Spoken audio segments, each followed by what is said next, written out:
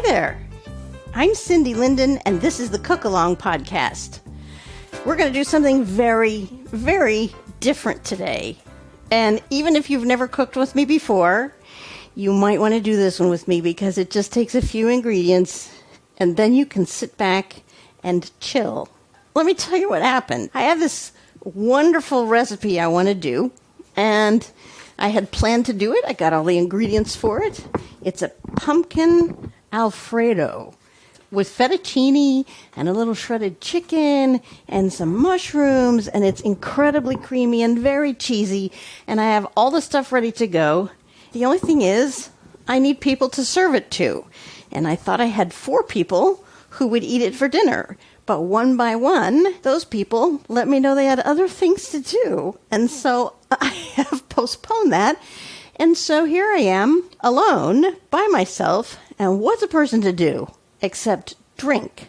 So that's what we're going to make tonight, is my favorite drink. It's probably a little retro for some of you.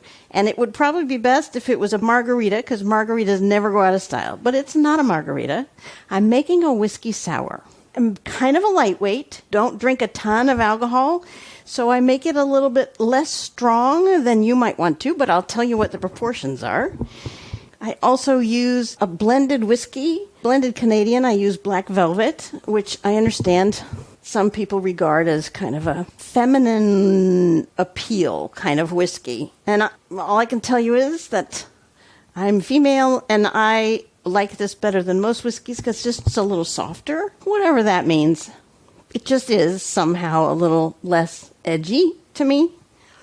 The original recipe for this comes from acouplecooks.com, and their whole recipe makes enough whiskey sour mix for 8 drinks.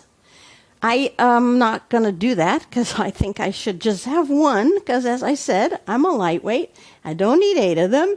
So I have the amounts to make essentially what could be a pitcher for 8 people.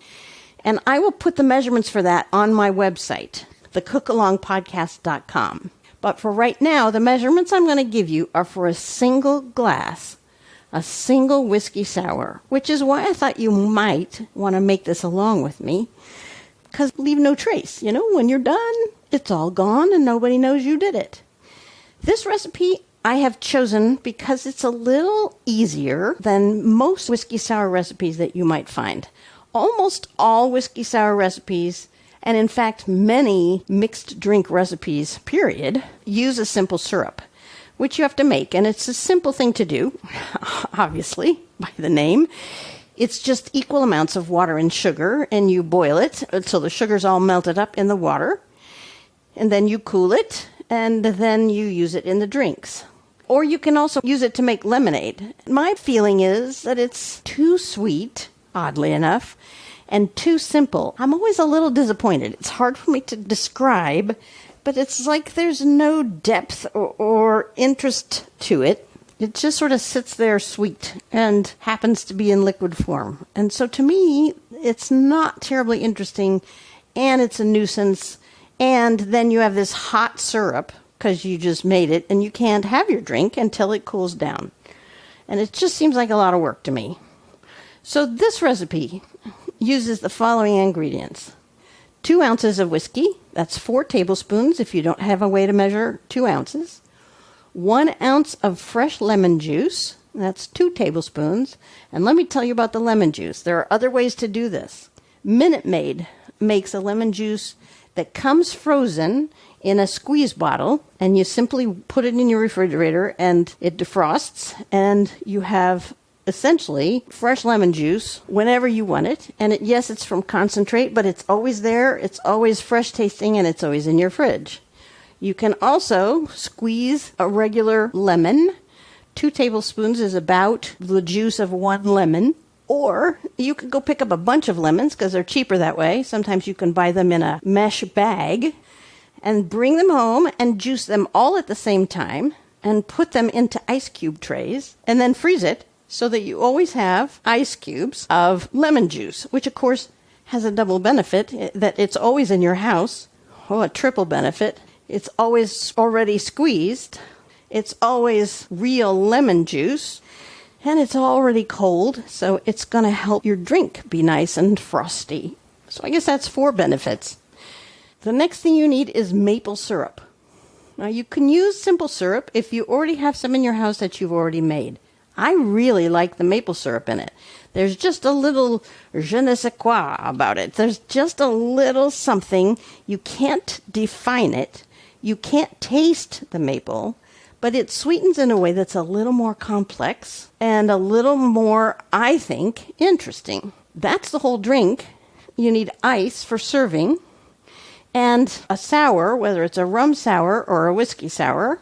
And yes, you could use rum if you have rum instead of whiskey. It's just as good, but a little more rich, a little more sweet, and a little tropical tasting. The traditional garnish is the rind of a orange, just a little sliver of orange rind, and a cocktail cherry, a maraschino cherry. I like to put 2 cherries in and leave out the orange because I don't often have the oranges. I suppose if you have some candied orange peel, that might be fun as well. But we're going to do this simply. In terms of equipment, you'll need a shot glass or a tablespoon to measure your stuff out. It would be nice if you have a cocktail shaker. I have a really cool retro glass one. I'll take a picture and I'll show you. But metal one is fine. Anything, even if you don't have a cocktail shaker, use a jar. And it doesn't even have to be a glass jar. If you've got a plastic jar, it doesn't matter. The whole thing is just about shaking it up.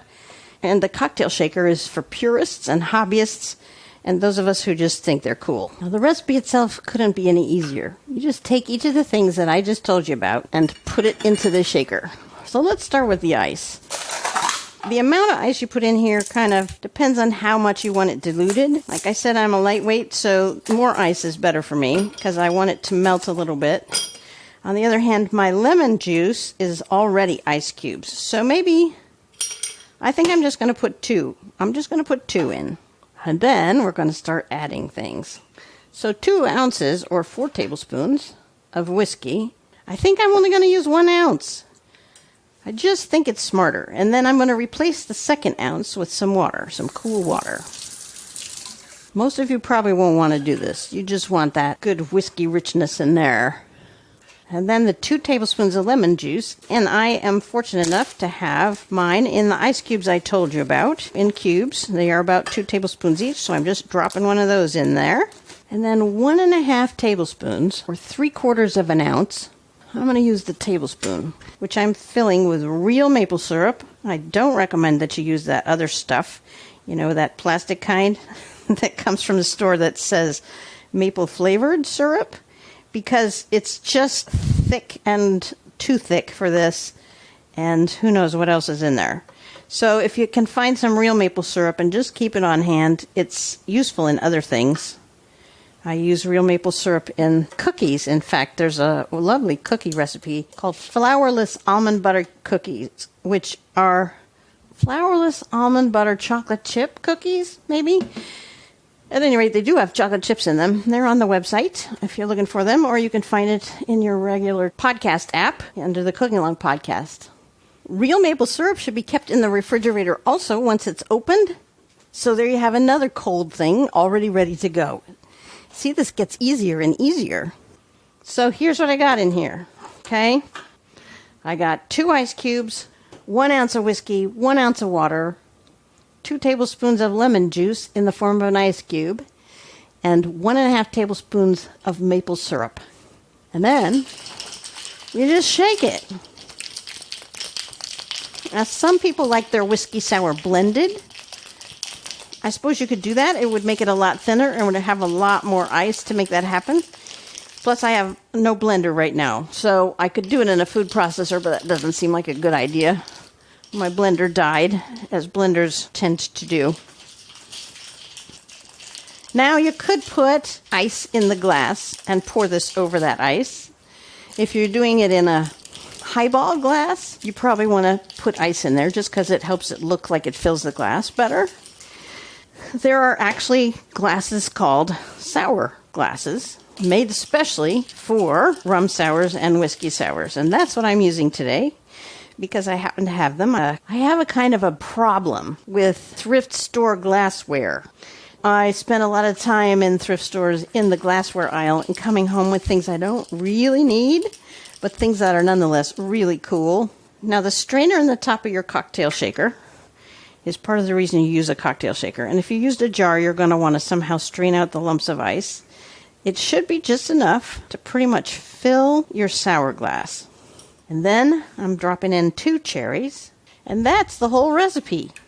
It's done. It's beautiful. A whiskey sour for one. I don't have a bunch of leftover stuff that I have to find room for in my refrigerator. And no one needs to be the wiser about my having had this little indulgence this evening. Now, you can add a cocktail straw. You can serve it with crackers, nuts, pretzels, dinner. Whatever you do with it, I think you'll enjoy it. And I think you'll enjoy knowing that you can make a single cocktail without having a huge pre-mixed weird bottle in your refrigerator of stuff you don't even know what it is. And if you like it, please tell your friends. Tell your friends to listen to the Cook Along podcast for this recipe.